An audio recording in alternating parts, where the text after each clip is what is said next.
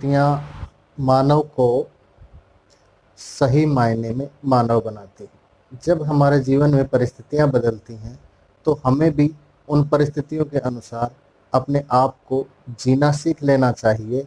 और जब कम से कम अच्छे समय में तो सब हमारे अपने होते हैं, लेकिन जब वक्त बुरा होता है तो उस बुरे वक्त में जब अपने साथ न हों तो और भी बुरा वक्त हो जाता है। मुझे मालूम है कि कोरोना पूरे विश्व में कितना भयावह हो गया है, जहां अपनों से भी मिलने के लिए अपने जा नहीं पा रहे हैं। परंतु इस कोरोना ने हमें सिखाया है कि अपनों की अहमियत क्या है।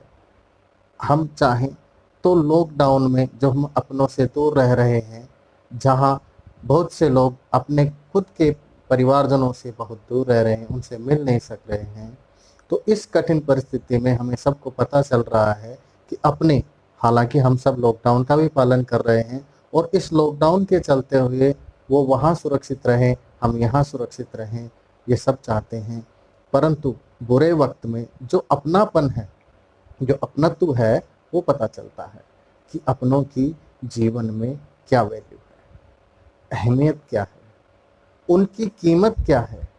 क्योंकि ऐसे कहते हैं ना कि तुम ही तुम हो तो क्या तुम हो, हम ही हम हैं तो क्या हम हैं। ये जो परिवार है ना, सामूहिक फैमिली, सामूहिक परिवार, ये बनता ही है अपनों से, जिनको मैं अपना कहता हूँ, जो मुझे अपने लगते हैं।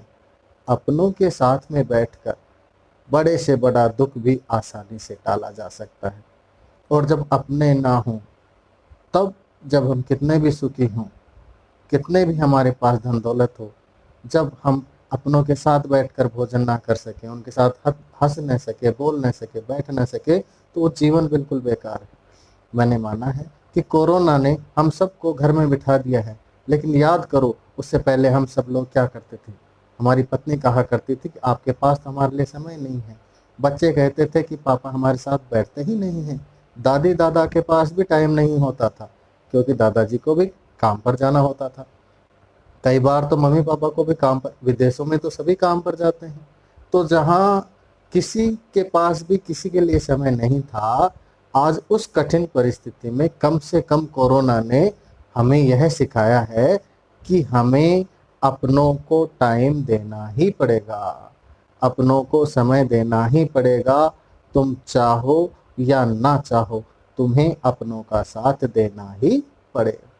तो जब आज हमें अपनों का साथ मिला है, तो मैं आपसे एक ही प्रार्थना करना चाहता हूँ कि अपनों के साथ की अहमियत को समझें, अपनों की वैल्यू क्या है इस वैल्यू को समझें। वो जो समय है, जो हम हमेशा मोबाइल में इधर उधर शेयर किया करते थे, वो समय अब अपनों के साथ शेयर कीजिए। वक्त बदलते देर नहीं लगती है, इसमें कोई देर दो राय नहीं है। वक्त बदला है, वक्त बदलने के साथ जीवन जीने की शैली भी बदलनी पड़ेगी, लेकिन याद रखना, अपनों को छोड़कर यदि जीना पड़े तो वो जीना जीना नहीं है। यहाँ पर मैं बात कर रहा हूँ गृहस्थ जीवन में, यहाँ मैं बात कर रहा हूँ संसार की, यहाँ मैं बात कर रहा हूँ सामूहिक फैमिली की। तो आप जितने भी लोग मुझे सुन रहे हैं, आप सभी से निवेदन है कि आप अपने माता पिता को समय दें, अपने बच्चों को समय दें। ज़्यादा समय मोबाइल पर ना बिताएं, टीवी पर ना बिताएं।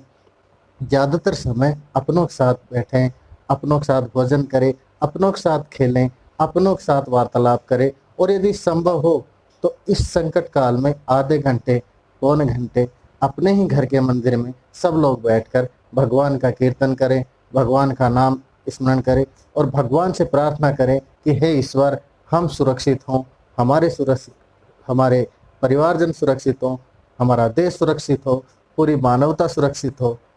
अपने तो अपने ही होते हैं। धन्यवाद।